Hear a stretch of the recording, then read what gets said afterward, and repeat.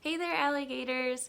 So this was a video I wasn't entirely planning on making, but quite a few of you have asked for my opinion on the current priest scandal, and while I feel like a lot of people have already given sufficient information, like Father Mike Schmitz putting out his video talking about virtue signaling, I didn't want to make a video that essentially just said, yes, what they did was bad, because I feel like all of us agree that it's something that is very disappointing and very difficult to cope with in our Catholic faith. However, I do have an opinion on this, so I figured if you guys want to hear it, I may as well put it out there. So, welcome to my Catholic perspective on this. If you are new around here and haven't joined the Catholic Alligators yet, feel free to hit the subscribe button and join us as we take life one bite at a time. So today, talking about the priest scandal. First off, I read Vijano's letter last night, like all 11 pages, and I think that a lot of what he said was valid and good and out of good concern for what was going on with Cardinal McCarrick. And as far as Pope Francis's stance on letting McCarrick come back in and be an advisor and everything like that, part of me wants to trust that Pope Francis has had one-on-one conversations with McCarrick about his contrite heart. I'm not aware that there was active sex scandal going on, but rather it was something that happened in the past, that Pope Benedict had removed him from office and from being able to speak. And so I do believe that this is something that could have been repented from already. And so I don't know. I don't know enough of the details, and I don't know if any of us do, to be honest, to be damning people and to be condemning people's actions when there is so much that we could possibly not know. Like, we don't know what we don't know. And I guess I am somebody who in the past thought that I knew everything and thought that my opinion was the only valid one, and if I thought it, it was right. But I have come to a place where I acknowledge that the world is bigger than me. There are things that I don't know about. My opinion is not the final say. It's not my way or the highway. And I think that there is an element of trust that is within me that wants to hope for and pray for a contrite heart on McCarrick's part. That being said, I don't know if the sanctions should have been lifted. I don't know the situation. I don't know what I don't know, and neither does anybody else. So first, that's my first initial thoughts on like the letter that came out and the major news cycles in regard to that. Now, in regard to priest scandal in general, priests are human too. Victims are also. So my brother was in the seminary, and I had a friend at the time, and she had become really close with a priest and was uncomfortable with the fact that he would come over to her house, help her paint, do all these things. He wouldn't be in his cassock, and she felt like it was inappropriate behavior. She thought that this priest was out of line, like made her feel uncomfortable. He was getting too close, and my response to that is just that priests are human too. Priests aren't priests because they're perfect. They are human beings. They grew up in a family, most likely with some disorganization or dysfunction, and they make mistakes. Now, this whole pedophilia thing is obviously a huge, grave, abhorrent sin that nobody approves of, I hope. Like, I know that there are some things in Hollywood right now, but that aside, I think that as a unanimous front, we feel that children should be protected, and unfortunately, there have been a select few priests and priests in leadership positions that have allowed that to slide, that have not upheld that key foundation to what the Catholic Church teaches. Within all of that, priest pedophilia is less than 1% of all pedophilia in general. Over 100,000 children are molested every single year that's reported. And right now, like Pennsylvania, was 1,000 or more, and that's 1%. And so I guess for me, the way that I've seen this, I converted Catholic in 2013.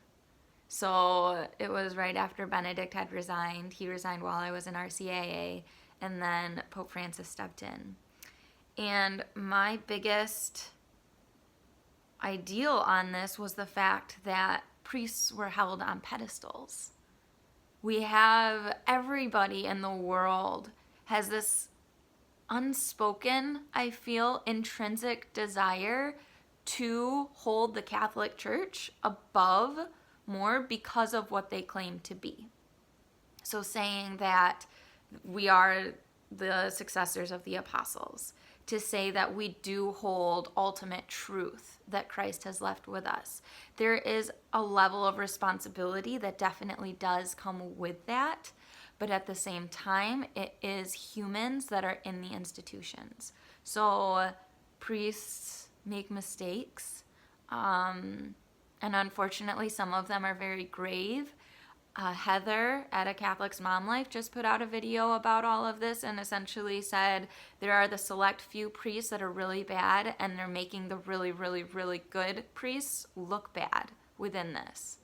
And I totally resonate with that. It's the fact that most priests, like, we want to hold them in this perfect state of they do no wrong, they never swear, they wouldn't get drunk. Well, Catholics drink alcohol, but like, we want to see them as people who have already attained their sainthood position, when in reality that's not true. Not all of them will be saints, and not all of them deserve to be saints. Just like any other person who has the same accessibility to God as they do isn't going to be perfect on this earth. And I think that for me, having that perspective of like janitors and teachers handling inappropriate relations with students, like, that is a huge deal. And it's out, like, the church scandal, I feel, is just publicized the way that it is because of that pedestal, because of that respect that we all long to have. Like, everybody wants to have this respect for the church. And when a scandal like this breaks out, it's like, see, look, you guys aren't perfect. Oh my gosh, look at you. And I think it's really important just to focus on what is good. Like Philippians 4 verse 8, whatever is true, whatever is noble, whatever is good, if it's admirable, anything that's excellent or praiseworthy, think about such things. And I think that as Catholics, I do think it's important to address that we're not perfect, that there are going to be missteps. But at the same time, we also have the ability and the grace to be able to trust that God can make everything beautiful in his time. Like Ecclesiastes 3, right? He has the ability. He is the only one. Man looks at the external appearance. The Lord looks at the heart. So some of these priests, it's in a cycle. Maybe they were abused as a child by another priest, and they were like us children who grow up and say, I'm never going to be like my mother. And so, they're like, I'm going to become a mother so I can be a better mom than mine. And so these priests, when they were younger, may have said, I'm never going to be this priest. I'm going to grow up and I'm going to be a priest so that I can be a priest, nothing like that one. And guess what happens? Unless it's properly dealt with, the cycle continues. And so it's possible that there are unresolved issues from a priest's childhood, and the victims that these priests have now affected their lives. God also has mercy on that on Judgment Day. He knows how all of our experiences impact our lives and how they impact our decisions. And a priest is no different.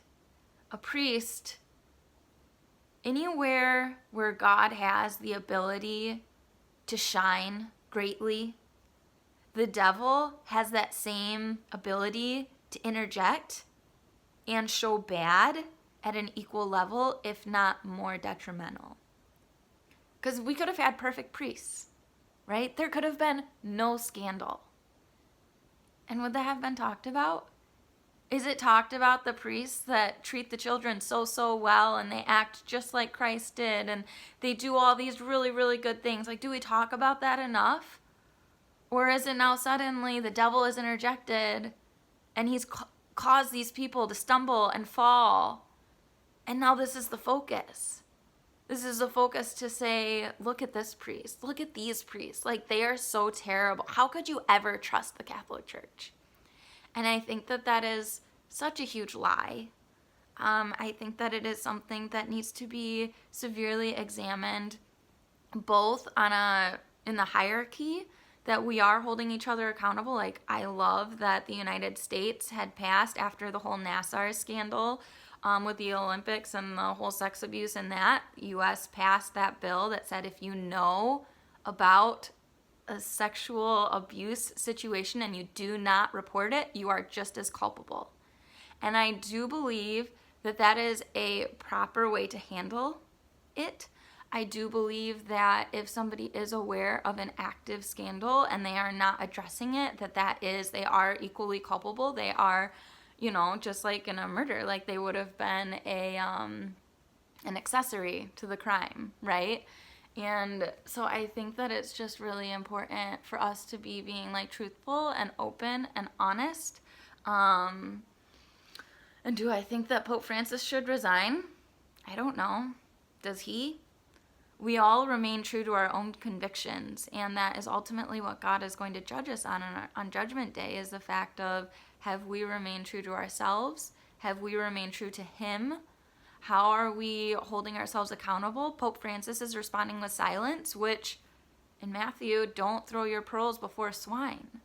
Why would he argue with somebody publicly when they're just going to come back at him with X, Y, or Z? Like, it wouldn't matter what Pope Francis said at this point.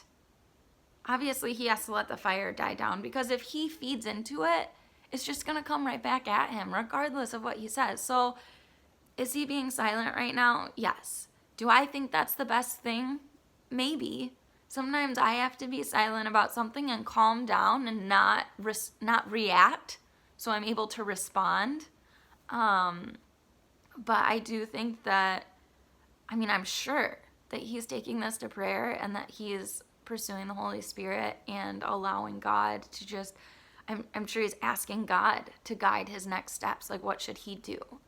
And I think that that's something that all of us as human beings need to do on a daily basis. We should be doing that regularly, even if it's a more minor sin.